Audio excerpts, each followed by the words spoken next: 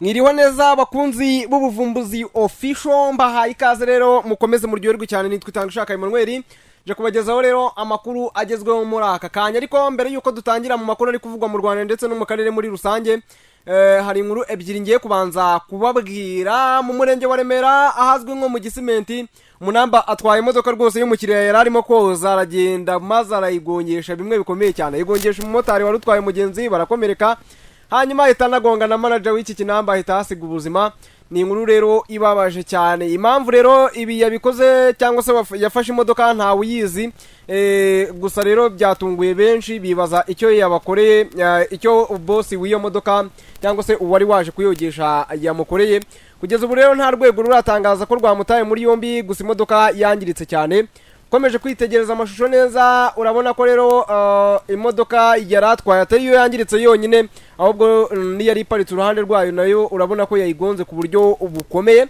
Gusa nubwo polisi cyangwa se ribu nta uratangaza ibi ngibi, mu mashusho yakwirakwiye ku mbuga nkoranyambaga byagaragaye ko polisi yari yahageze kugira ngo imenye neza icyahabaye.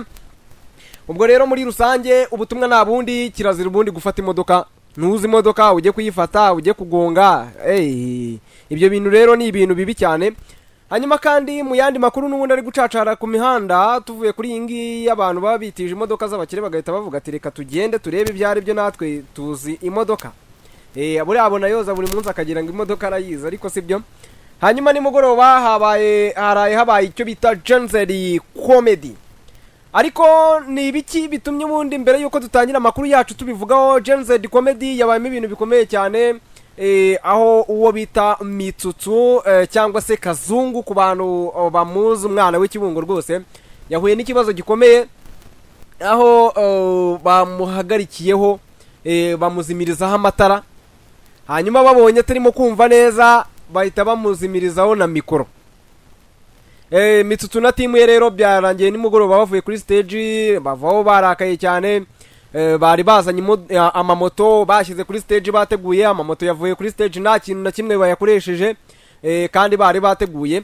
Gusa Mitsutsu we nabonye hari ibyo yahaye channel imwe ikorera kuri YouTube hano mu Rwanda, yiha interview, avuga ko ngo kiriya ni ikibazo cy'amasaha, mu by'ukuri ni ibintu byamubabaje, ariko aravuga ati ubutaha muzahindura amasaha. Ni ibintu nakunze cyane. Nabonye Mitsutsu ari umuntu uri professional, aho rero kubwe avuga ati yewe ibibazo byabaye ni ibintu bitamuturutseho, na amasaha twatinze gutegura muri rusange, ariko bijyanye n'igihe. Hanyuma ariko bagenzi be wabonaga batishimiye ibintu byabaye, bari barakaye. Aravuga ati harimo abantu bashyashya baje muri Genzeri comedy, batari basanzwemo nkanjye ngiye nk'umusiniya, nubwo nanjye narinje mo bwa mbere, hari ibintu byinshi nagakoze. Hanyuma mu byo yakomeje anavuga, yavuze ko hari abantu atashimiye, mu by'ukuri yagombaga kuba yarashimiye, yagombaga gushimira kuri stage y'abantu benshi cyane, ko ari ubwa mbere yaraje muri Genzeri comedy. Aravuga ati nakabaye nshimira mushuti wanjye wanzamuye Nyakso, ngashimira n'abandi benshi, ngamushimira imbere y'abantu. Ni ibintu biba ari byiza iyo ushimiye umuntu imbere y'abantu yaragufashije, abifata nk'ibintu by'agaciro.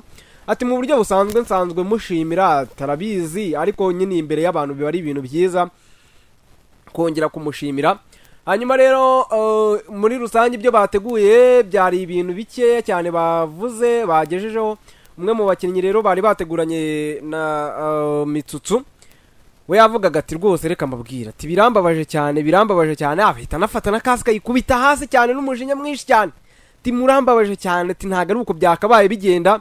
Mitsutsu rero bamubajije, baramubwira ati niyihe nama wagira Merci utegura Genzeri comedy? Aravuga ati ngiye nta nama namugira, ati ibi bintu najya kubitegura bwa mbere niwe wabyiteguriye, si ngewe, ntago ngiye nigeze ngira uruhare mu kumufasha kumugira inama y'ukuntu abigenza. Ibyo rero ni nawe ugomba kuyigira. Ati cyambere ariko ahindura ikintu kigiye kabisa, ashyira amasaha ku gihe.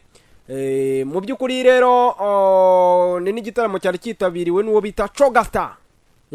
Chogasta rwose yari ahari kugira ngo aririmbire abari bahari. Amakuru ntatohoje neza, ariko numvishe nanjye abandi bantu avuga ati nyamara Genzeri yari mugoroba yaririmo abantu bake, yaririmo abantu nka 30, ngabantu nka 30 bonyine koko. Nuko rero ni ibyo ngibyo. hanyuma ngira ngo noneho nabaha ikaze muri bushyashya tugahita dutangira amakuru yacu kuri channel yitwa Ubuvumbuzi Official. Ngiye kukubwira iki? Ndaza kukubwira ko mu Rwanda polisi yataye muri yombi abantu 7 bacukuraga zahabu mu buryo butemewe n'amategeko. Hanyuma tunanakubwira ko Norvège bohereje mu Rwanda uwo bita François Gasana Elias Frankie Dusabe ukekwaho genocide. Hanyuma M23 nayo yavuze ngo ntabwo turi Doha, ntabwo twatumiwe kugeza ubu.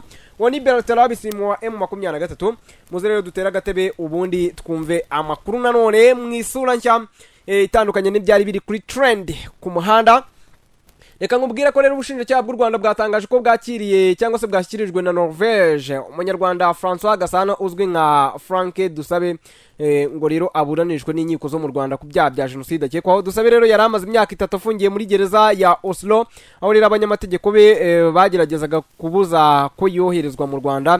Mu itangazo rero ubushinjacyaha bw'u Rwanda buvuga ko muri 2007 Gasana yakatiwe n'urukiko gacaca rw'Inyange mu burengerazuba bw'u Rwanda gufungwa imyaka 19 rumuhamije uruhare muri genocide.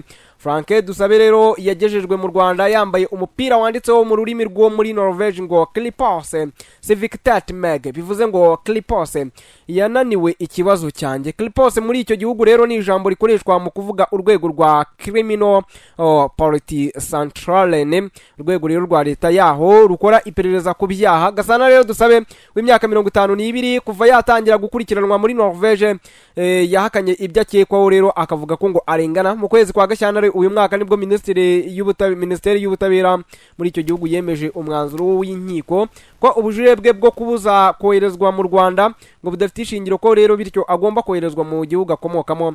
NLK ikigo cy'itangazamakuru cya leta ya Norvège kivuga ko umuryango we by'umwihariko umugore we Milasada Tankik bavuga ko rero ngo abategetsi ba Norvège batakoze iperereza ryuzuye ku kibazo cye, kandi bakavuga ko ngo batizeye ko azabona ubutabera mu Rwanda. Dusabe yatawe muri yombi rero mu kwakira muri 2022 mu rugo rwe ndetse na Marsala ruri mu mujyi wa Kristiansand mu majyepfo ya Norvège. Ubusabe bw'umucamanza rero cyangwa se bw'ubucamanza bw'u Rwanda nk'uko NLK ibivuga. Gasana cyangwa se Dusabe w'imyaka 52 nk'uko yiyita Dusabe kuva yatangira rero gukurikiranwa muri Norvège yahakanye ibyo akekwaho akavuga ko rero arengana. Nyuma ya genocide mu Rwanda Gasana yahungiye i Burayi, yari amaze rero imyaka 20 aba muri Norvège aho yakoraga nk'umushoferi wa bisi mbere yuko rero afatwa agafungwa nk'uko rero bivugwa na NLK. Norvège yari imaze kohereza rero mu Rwanda abandi bantu baregwa genocide nibura 2 mbere y'uyo. Muri 2013 Norvège yabaye igihugu cya mbere cy'Iburayi cyohereje mu Rwanda umuntu ukekwaho genocide ngo aburanishwe, bamwita Charles Bandola, yaje gukatirwa gufungwa imyaka 30. Ubwo rero ni ibyo ngibyo n'ubundi muri rusange kuri iyi nkuru yaje rero yazanywe i Kigali umugabo w'imyaka 52 ngo aburanishwe n'ubundi cyangwa se nako afungirwe mu Rwanda, kuko kuburanishwaho yaraburanishijwe yari yaranakatiwe n'inkiko zo mu Rwanda. Reka rero tuve kuri ingingo tujye muri Repubulika ya Demokarasi ya Kongo kuri AFC M20. Umwe mu bakuriye umutwe wa AFC M23 kuwa kane rero yabwiye abanyamakuru ko nta numwe z'uwo mutwe ziri Doha, kuko rero nta butumire ngo bigeze bahabwa kugeza ubu. Yavuze ibi rero mu gihe byari biteganyijwe ko ibiganiro bya Doha hagati ya leta ya Kinshasa n'uyu mutwe byongera gusubukurwa rero kuri uyu wa gatanu ku muhate wa leta ya Katari wo guhuza impande zombi. Mu mahame yo kurangiza intambara rero impande zombi zasinye tariki ya 19 mu kwezi gushize n'umwa za Kinshasa na M23 zari zumvikanye ko rero bitarenze uyu munsi tariki ya 8 Kanama zigomba kuba zatangiye kuganira ku masezerano y'amahoro i Doha, nayo rero bakayumvikanaho bitarenze tariki ya 18 z'uku kwezi. Kuva impande zombi zasinya ayo mahame yo kurangiza intambara, imirwano ya hato na hato yo rero yarakomeje mu ntara za Kivu ya ruguru ndetse na Kivu y'epfo kugeza nejo kuri uyu wa kane. Buri ruhande rero rushinja urundi kurenga kuri ayo mahame ndetse no kutubahiriza ibiyavugwamo. Muri iki cyumweru rero imirwano yavuzwe mu ntara ya Kivu y'amajyepfo muri teritwari ya Fizi ndetse na Uvira, aho umutwe wa twirwana ukorana na FCM 23 wavuze ko rero ngo wagabweho ibitero ndetse n'abarwanyi ba Wazalendo batandukanye bo ku ruhande rwa leta. hanyuma kuwa kane ejo hashize mu gace ka Kasheke muri teritwari ya Kalehe ya Kivu y'Epfo habaye imirwano ikomeye hagati y'umutwe wa M23 n'abarwanyi ba Wazalendo ba MDRC yiciwe muri rero abasivile bane nkuko radio Okapi inkunga na ONU ibivuga. Abarwanyi ba Wazalendo bashinja umutwe wa M23 ko ari utera ibirindiro byabo maze bo rero bakirwano. Kuwa kane Bisimwa yabwiye abanyamakuru ko leta y'Kinshasa nta mugambi w'amahoro ifite ayishinja rero guhunyora amahame yo guhagarika intambara ndetse no kurenga ku masezerano y'agahenge mu bitaro byinshi. Avuga ku ruhande rero rwa leta ngo rukora. Hanyuma rero aravuga ati niba nta gikozwe buri gitero kizajya gikurikirwa nyine no kwivuna gukwiriye ndetse no kurandura burundu icyago kugira ngo rero turengere abaturage b'abasivile bacu.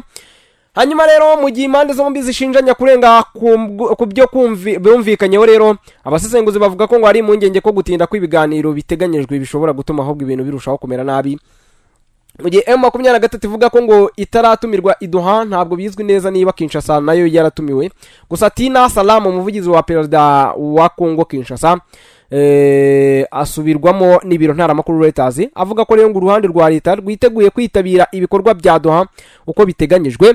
Reuters isubiramo umwe mu bakuriye M23 ifuje gutangazwa amazina avuga ko rero ngo batazasubira iduha niba Kinshasa itubahirije amahame basinye ategeka kurekura abantu babo bafunze.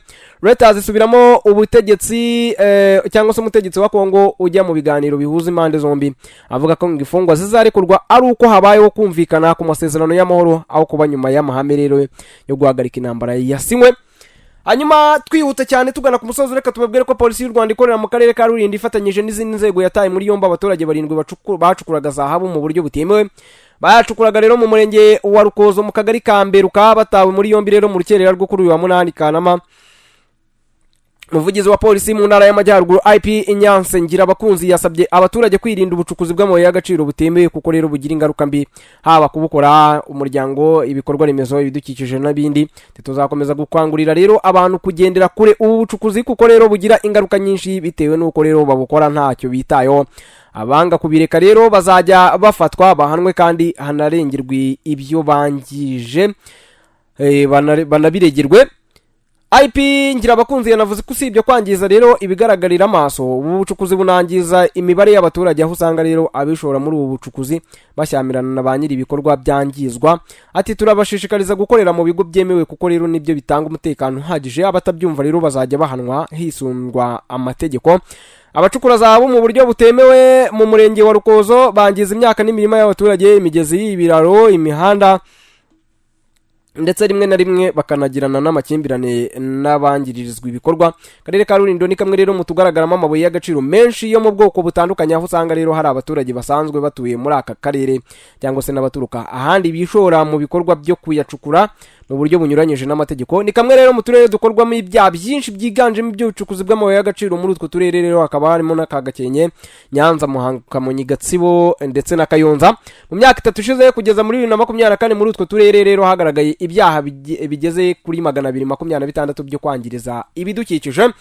Reka dusoze gutya, reka dusoze ariko reka mwibutse ko ugomba gukanda subscribe kugira ngo ubutaha rero amakuru yacu niyongera kuza azagusange ugihari.